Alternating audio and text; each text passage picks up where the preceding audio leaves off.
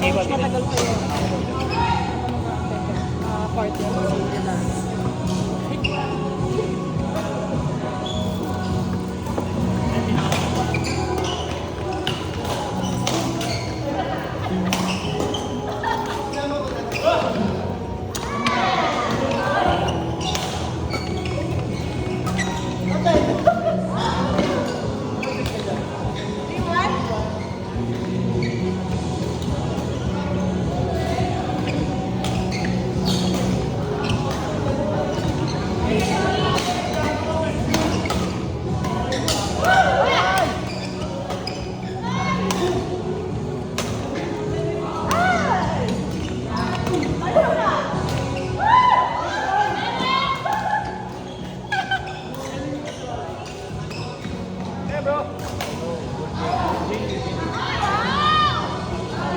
You're coaching here? Coach? So we coach here, but not that much. Why they want to train? No, they just Coach, nasa kayo ah. Kasi lang. Standby on court number 5. Coach RJ Lara versus Angie Leo, court number 5. play with you because Standby.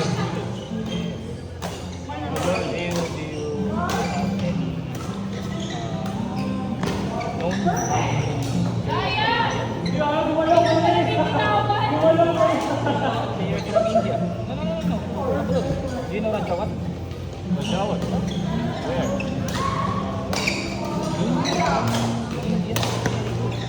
Where does he play? World Federation Tournament. Lambi, Sindu. There are so many of them.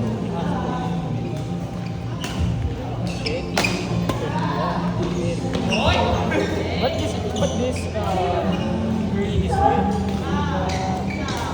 Now it's on a decline. Yeah. India, I don't know what happened.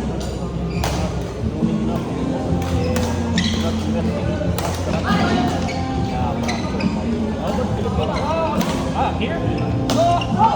There are so many good players, but nobody plays on international level. There are players who plays in international level, but not the best level.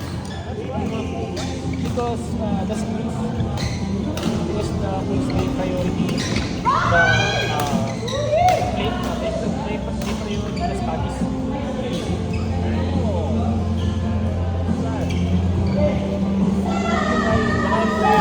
Boards, I see some very good players, they're very fast, good technique. Everything is there, but so far I've never seen anyone from Philippines qualify for international league events.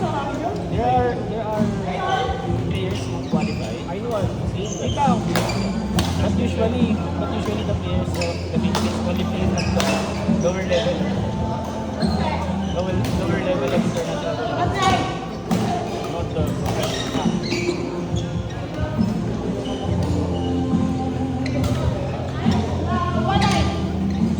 How long you've been playing? I've been playing for 10 years or so. But I only want to play. Like when I play with you, I try to copy your shots. Yeah. So I never went for any coaching. How long you've been here in the Philippines? I'm here to Do you know I think you know Roy. Yes. That's my friend. What's your name? My name is Arjun. EJ. I'm Mark. Hi Arjun. You played with Roy? Where? I played with Roy. I don't know what happened to him. Which school? Here. Yeah. Before and then I saw him sometimes in Speedboat. Near Speedboat in Bali. I used to play in street football. He and I used to be the partners for doubles and when we played tournaments. Oh wow. I don't know where is he now? He lives in Bandolion, so it's very far for him. Come to double play is very far. So he comes to street football Friday night. I also used to go to street football Friday nights, but sports is very bad there now. A lot of damage. And they for preparing it. This one.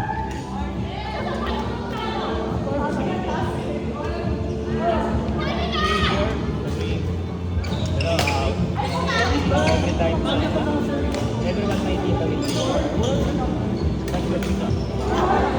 He invites you to come. Yeah. He's also very good friend. Yeah. Ah, nagpapalik ka. Yeah, for her age. So do you work, Arjun? Before. Babad ka? So before I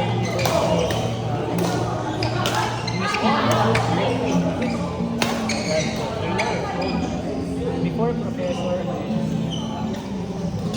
2017 17 to 20 professor and coach in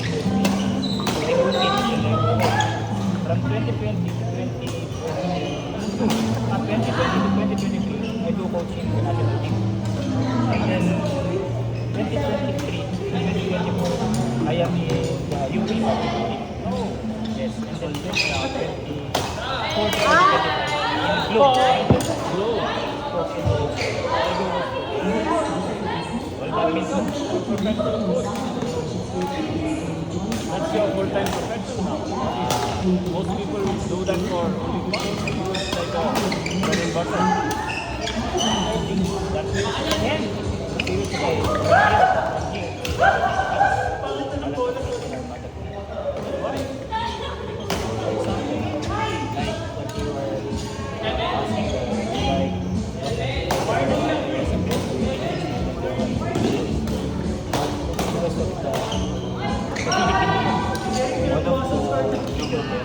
because I've been there. And also I am part of the national team before, from junior to senior. And then I graduated from the situation is really hard for the players. Then I'm training them to we have 6 players who fully not playable. And at the same time, when they're going to study, a little bit, just a little bit of study. In terms of education, they're not going letting them not to study, but at some point, they're going to be, it's more on just easy for them. So I'm thinking plan for them because, you know what, because other schools, UP, because I really like to get more business. So we have to think of something they don't want to get. Sarap mo also. Let's see if I've been there. The person who is holding the Philippine badminton, Manny V. Pangilinan, the owner of Smart. It just so happened, the people from the ground, the people from the Philippine badminton, they're the one who doesn't want to take. So there is money there. Yeah, there is money. And also, because of the people, they always they don't want to change to the point that MB is like he will support but it's just a little I want to support or just a little because early 2000 he is already in badminton. He keep on giving and then the people doesn't want to collaborate, cooperate with one another to make it A lot of money is wasted. wasted. Also the talent of the player. Here in the Philippines, the talent of the field, a lot of people they see it as a material thing. Not like this talent. This talent is God's gift. This is a gift from God that we need to support. Wherein this can go, wherein this can be face the Philippines in terms of basketball because the talent is good. They don't do that. They don't look at it. For them, it's more on, oh, you're the good player. I want our school to be a champion. I will try to get inside this. And then the national team don't want to do it also. Because the people who are there, they are connected with the school. Yeah.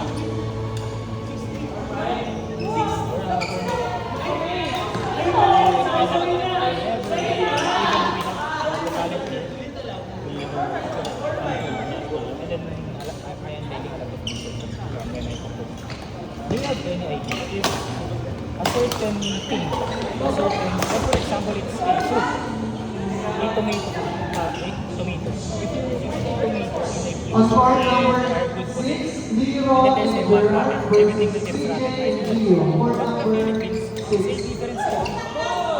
The Philippines is surrounded by culinary countries. They have the Indonesia, Thailand, Malaysia, China, Standby on Taiwan, court number 1, Korea. Coach RJ Lara versus CJ Leo. Court number Really 1. good. And then there, the Philippines is in the middle. But Zero. quite low. Ruling number 9. You see the difference? Supposed to be, you are being surrounded by good players. You should be good also. It's more on the personal interest. And also, the Philippines. One of the main projects is, for example, pag-update. For example, you have a player, me and a player. Your player is better than mine. I will sacrifice for example, your player is good, and then I have the position in the national team. I will not let your player play a goal. Because I have the power to control who is going to play a goal. But because your player is better than mine, I cannot let your player to go out like that. Not in the interest of the game. Personal interest.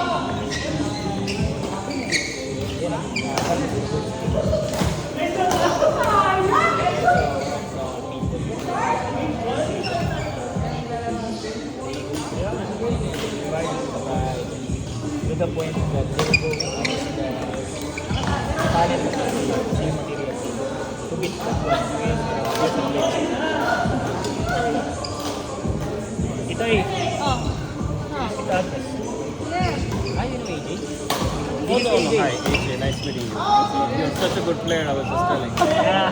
It's good to play with you guys. I can learn. Are you finished? Done for the day? Of course not. Pleasure is mine. Next time.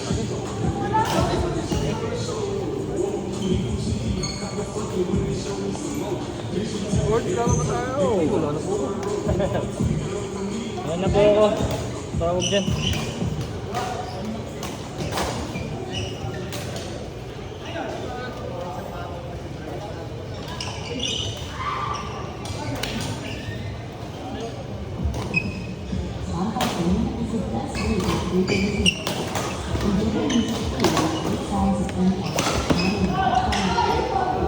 Standby, court number 5, Coach RJ Lara versus CJ Leo. Court number 5.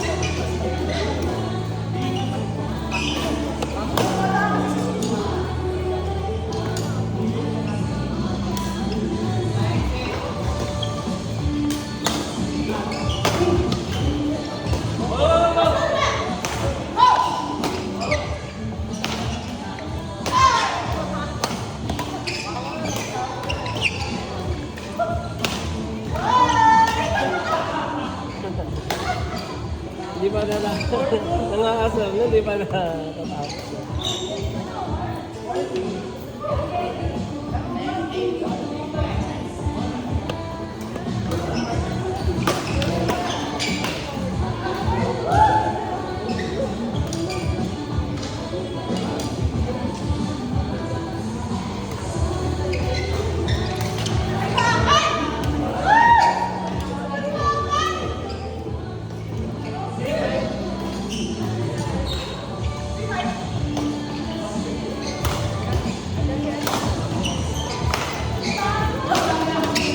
On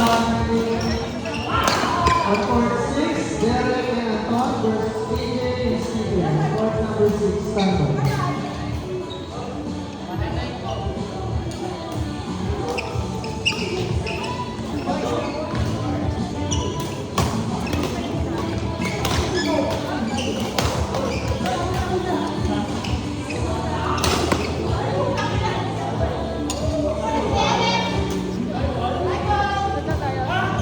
Uwi na yata sila.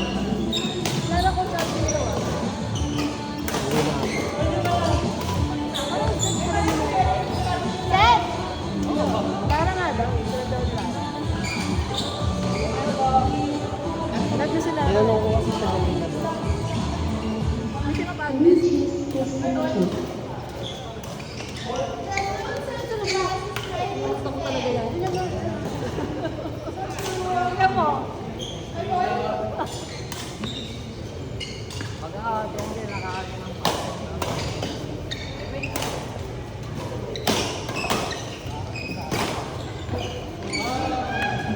Layo.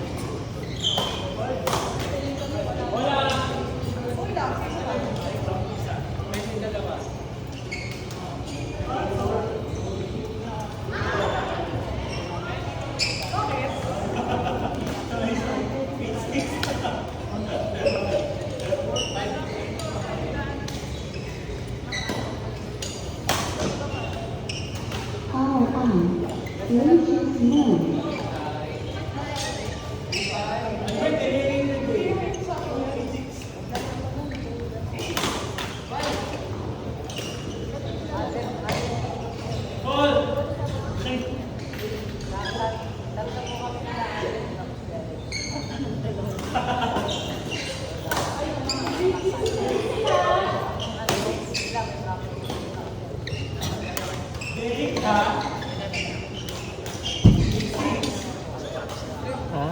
Nakasapatos sa kasi sila rin partner ko.